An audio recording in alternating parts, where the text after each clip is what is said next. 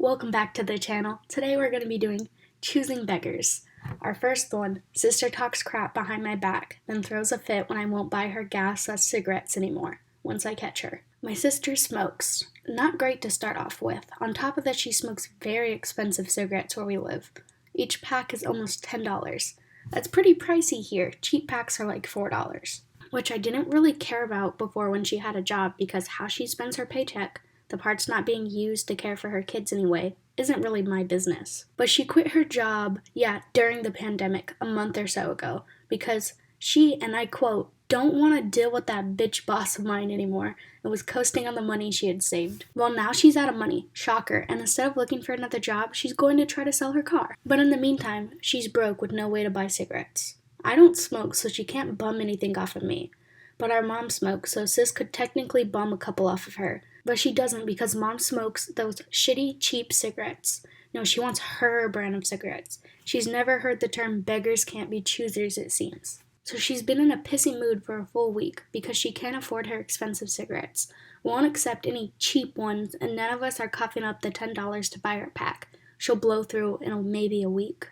But today I had enough of her bitchy attitude and decided to do her a favor.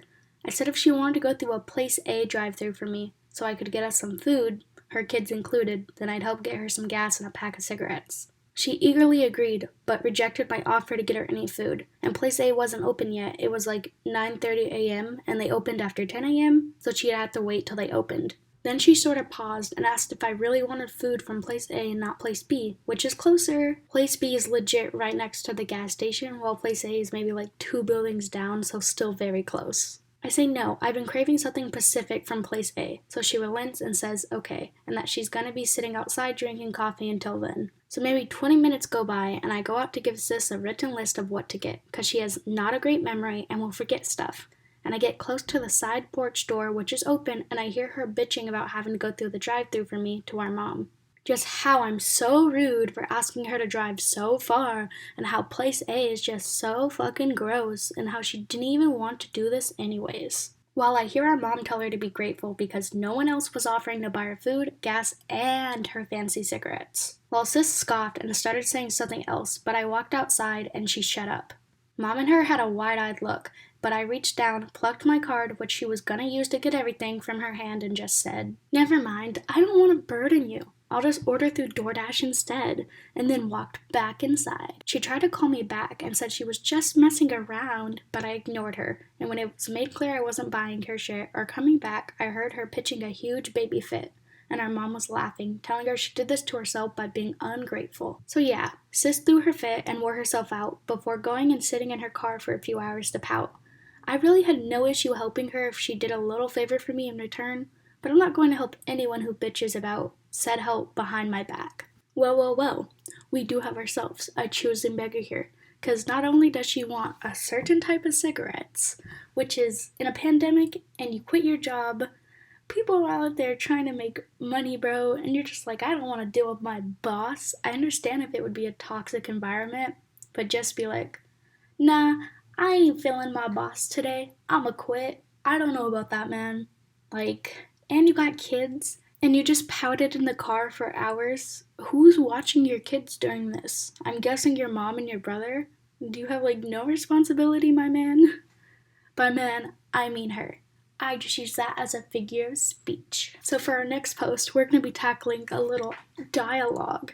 And bear with me on the voice part, because I'm not good at doing voices at all. I'm going to try not to make it annoying, because I know I get really annoyed when people have annoying voices for characters. So I'm going to avoid that.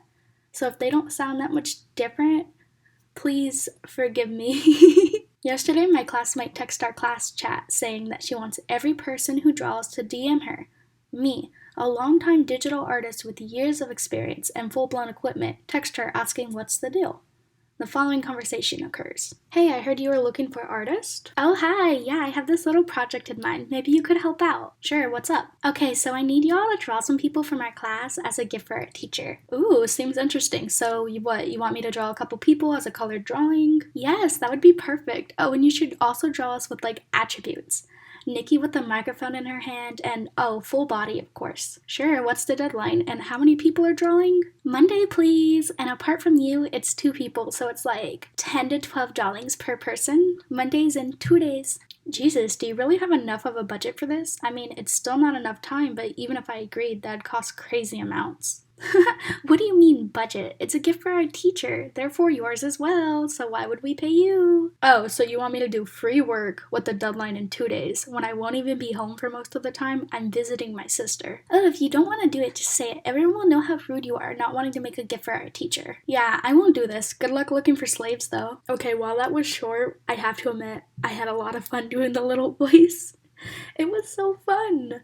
And what I have to say about this choosing beggar is I never get why people don't expect artists to want to be paid. Like, I have one of my best friends is a good artist, and I had him draw a picture of my cat for me. And when I asked him how much, he was like, oh, $60, right? And it seemed like he was scared telling me that amount at first. And I was like, yeah, okay. Gucci, your price, your art, you're worth it, man. And he was so happy. Like, why do people not pay artists for what they're worth? I don't stand this. So for this post, we have a self-roast time. Self-roast. Those ones are rare. Meme culture is stuck in my head. Okay. I'll start now. My bad.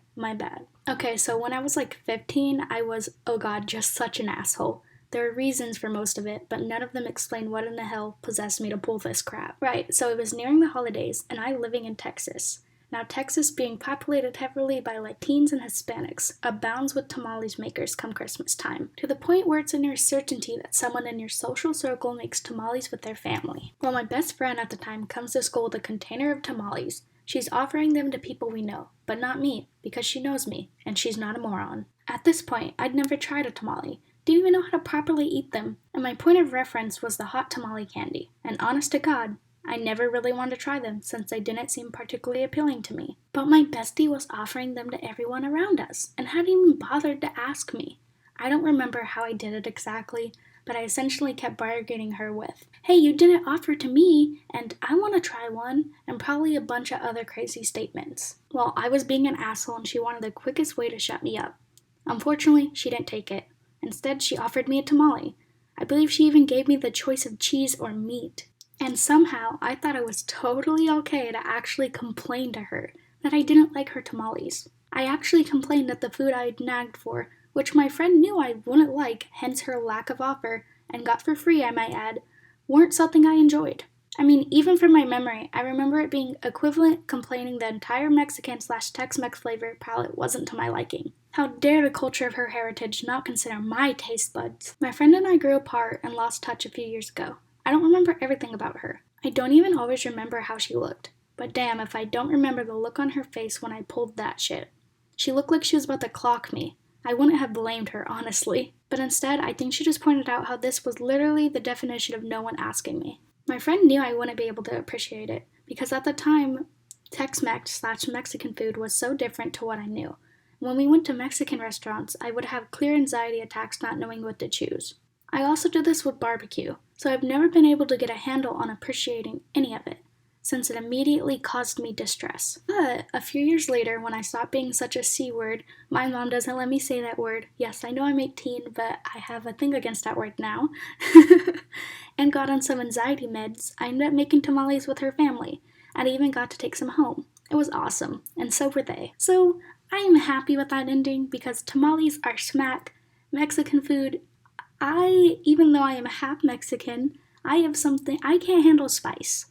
I have the white side of my taste buds on that. I cannot handle spice for anything, but I love tamales, and I love pupusas. So I'm glad she got to actually enjoy them. Thanks for watching the video. Please like and subscribe. I had a lot of fun doing this one. I enjoyed the voices very much, and plus I had my little boy Kirby here with me, so it was a great experience overall. Thanks for watching.